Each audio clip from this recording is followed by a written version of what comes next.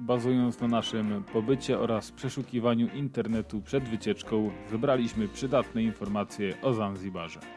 Nie byliśmy tam dostatecznie długo, aby wtopić się w otoczenie i poznać, jak żyje się na wyspie na co dzień, ale mamy nadzieję, że nasze doświadczenia pomogą zaoszczędzić niektórym trochę czasu i poszerzyć swoją wiedzę o wyspie przed wyprawą na Zanzibar. Cała nasza wycieczka trwała 2 tygodnie, z czego połowę pobytu poświęciliśmy na safari w rejonie Aruszy. Druga część wyjazdu przypadła na wyspę Zanzibar. Pełna relacja z obu części wycieczki jest już dostępna w formie odcinków na kanale Podróże z Maciejem w serwisie YouTube. Zanzibar to atrakcyjny kierunek dla wszystkich poszukujących słońca, ciepłej wody, uczucia rajskości i nowych doświadczeń, szczególnie w środku europejskiej zimy. Wyspa rozciąga się na około 90 km z północy na południe, a jej szerokość to maksymalnie 20 km. Stolicą wyspy jest miasto Zanzibar City, a jego zabytkowe centrum to Stone Town. To tutaj zazwyczaj bazują turyści ze względu na bliskość atrakcji, klimatyczne uliczki, mnogość sklepów, restauracji, wycieczek i wszelkich innych przydatnych do odpoczynku rozrywek. Zakładając bazę na pobyt na Zanzibarze, z reguły brane są pod uwagę 3 lokalizacje. Stolica wyspy, okolice wysepczki Jambiani na wschodzie oraz miejscowości Nungwi na północy wyspy. W Stone Town mamy możliwość zgubienia się w labiryncie wąskich uliczek, słysząc, czując i widząc, jak odmienne w stosunku do naszego może wyglądać codzienne życie ludzi w innym miejscu na świecie. Nie trudno poczuć też ducha i klimat średniowiecznego handlowego portu, a wiecznie pojawiający się gdzieś w preświcie turkusowy kolor wody w połączeniu z barwnym wystrojem ulic zachęca przybyszy do eksploracji.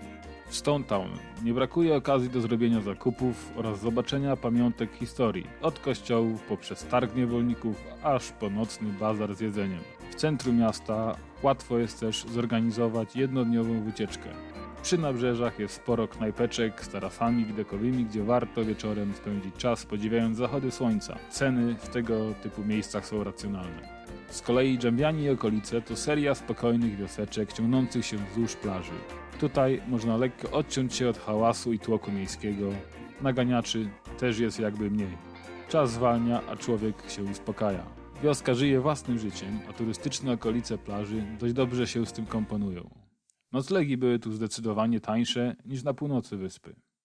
W Nungwi ponoć nie brakuje eleganckich widoków na zachody słońca, ale atrakcyjne położenie sprawia, że miejscowość jest niczym turystyczny kurort. Zastanawialiśmy się nad pojechaniem tam, ale po rozmowach z ludźmi, którzy właśnie stamtąd wrócili, odpuściliśmy. Mając więcej czasu na Zanzibarze, pewnie byśmy się tam mimo wszystko wybrali. Wycieczki. Do najpopularniejszych wycieczek należy słynne Safari Blue. Wiele firm organizuje tego typu wycieczki, różniące się między sobą jakością i kosztami. Stone Town kosztuje około $50. Koszt można zredukować podjeżdżając samemu do docelowej miejscowości o nazwie Fumba. Na pokładzie łódki opływamy kilka okolicznych wysepek, oglądając sporo naturalnych skarbów i dostając przy tym smaczne i syte jedzonko. Łódka jest mocno zapakowana. Dla większego luksusu można rozważyć skorzystanie z droższej opcji. Jambiani, odpowiednik tej wycieczki, kosztował $40 u gospodarza naszego hotelu. Wycieczka na farmę przypraw. Brzmi prosto, ale na pewno zaciekawi wielu. Przewodnik pokazuje wiele egzotycznych i niewystępujących u nas roślin, które znamy jedynie jako przyprawy. Na koniec nie może zabraknąć oczywiście smacznej degustacji lokalnych owoców. Wycieczka z rybakami. To najprostsza, ale też najbardziej ciesząca wycieczka, na jakiej byłem. Za $10, zaraz po wschodzie słońca, popłynąłem z rybakami na połów ryb i poszukiwaniu ośmiornic. Dodatkowo udało się zobaczyć kilka rybek. Wycieczkę zarezerwowałem u właściciela hoteliku. Oprócz tego cały czas w ofertach przeplatały się wycieczka na Prison Island, brana z portu Stone Town. Zobaczyć można sporej wielkości żółwie i ciekawą wyspę. Wycieczka na całodzienny snorkeling w okolice Atoll Mnemba dla fanów podwodnych eksploracji. Do Tanzanii najlepiej jechać z amerykańskimi dolarami. Można nimi od razu płacić, a dla chcących można pokusić się o wymianę na tanzańskie szylingi. $1 to około 2300 szylingów. Warto wspomnieć, że dolary z 2006 roku i starsze czasami nie są akceptowane. Noclegi. tłocznym okresie noworocznym, kiedy byliśmy na Zanzibarze, sporo miejsc było pełnych, a tym samym ceny wysokie. W Stone Town spaliśmy w hostelu, w małym hoteliku, a jednym razem zaszaleliśmy i postawiliśmy na elegancki hotel z basenem. Wybieraliśmy zawsze pokój dwuosobowy. Łazienka często występuje jako dzielona poza pokojem. Najtaniej spaliśmy za $13 za osobę, a najdrożej za ponad 40. W Dżambiani za pokój w willi w drugiej linii od wody zapłaciliśmy $27 za osobę, a następnie udało nam się znaleźć pokój w ośrodku położonym przy plaży w tej samej cenie. Śniadania z reguły są wliczone w cenę. Klimatyzacja występuje rzadko. W ciągu tygodnia aż 2 razy hotele, które rezerwowaliśmy, zrobiły overbooking, o czym poinformowali nas w chwili przyjazdu. W jednym przypadku, w Stone Town, musieliśmy znaleźć szybko inne miejsce, w drugim gospodarz zachował się odpowiedzialnie i zaproponował korzystniejsze rozwiązanie w hotelu obok. Transport między miejscowościami. Korzystaliśmy z dzielonych taksówek organizowanych z reguły przez hotel. Transport od drzwi do drzwi. Trasa ze Stone Town do Dżambiani to $10 za osobę pod warunkiem, że ma się 4 osoby w aucie. Są jeszcze publiczne autobusy, które są ponoć sporo tańsze i pewnie dają więcej lokalnych doświadczeń, lecz trzeba na nie poświęcić więcej czasu. Transport na wyspę. Wyspa posiada jedno większe lotnisko, na które dostać się można lecąc z innych części kraju, jak również bezpośrednio z wielu miejsc w Europie. Lotnisko zlokalizowane jest w pobliżu stolicy wyspy, a koszt dojazdu taksówką ze stolicy to około $15–20.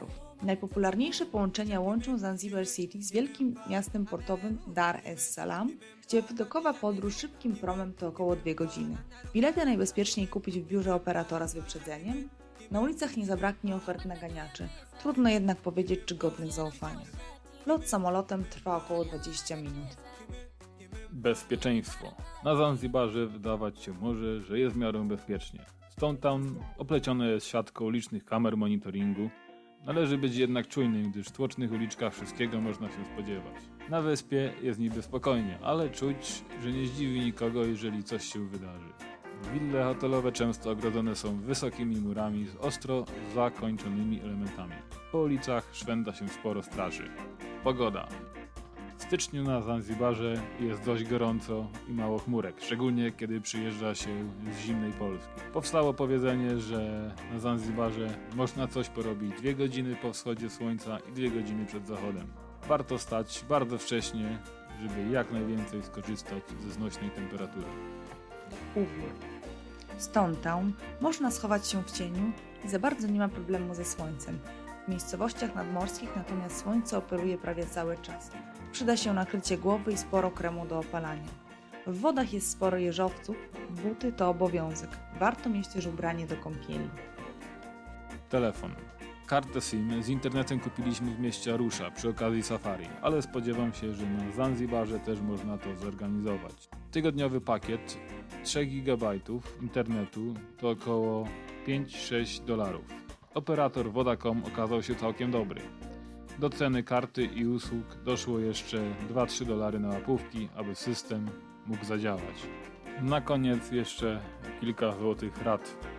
Aby uniknąć wpadnięcia w pułapki cenowe, dobrze jest sprawdzić kilka ofert. Dobrym pomysłem może być wybranie się do sklepu przy poczcie w Stone Town, gdzie ceny są z góry ustalone. W tym miejscu znajduje się również spory sklep alkoholowy, o który niełatwo na wyspie.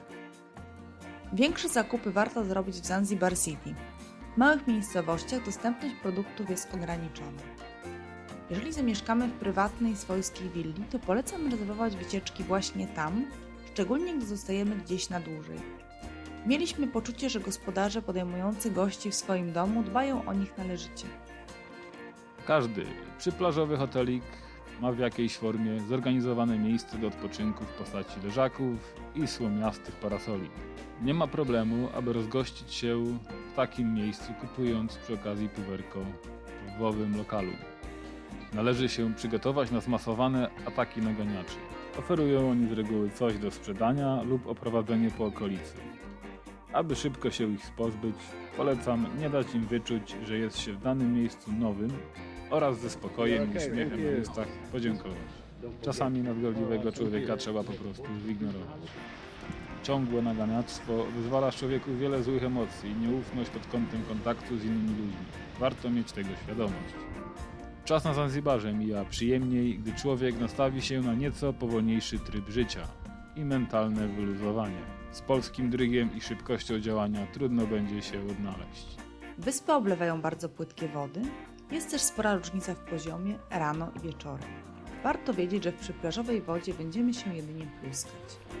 Warto zapuścić się do lokalnych restauracji z dala od plażowego frontu. Mimo że miejsca czasami wyglądają jak szopa dobudowana do domu, to można w nim dostać autentyczne i smaczne lokalne jedzenie w atrakcyjnej cenie. Wszystkie wskazówki były oparte na naszych doświadczeniach. Z ciekawością natomiast poznamy Wasze cenne i praktyczne rady odnośnie podróży do Zanzibaru w komentarzach. Do zobaczenia w kolejnych odcinkach. Pozdrawiam, Maciej.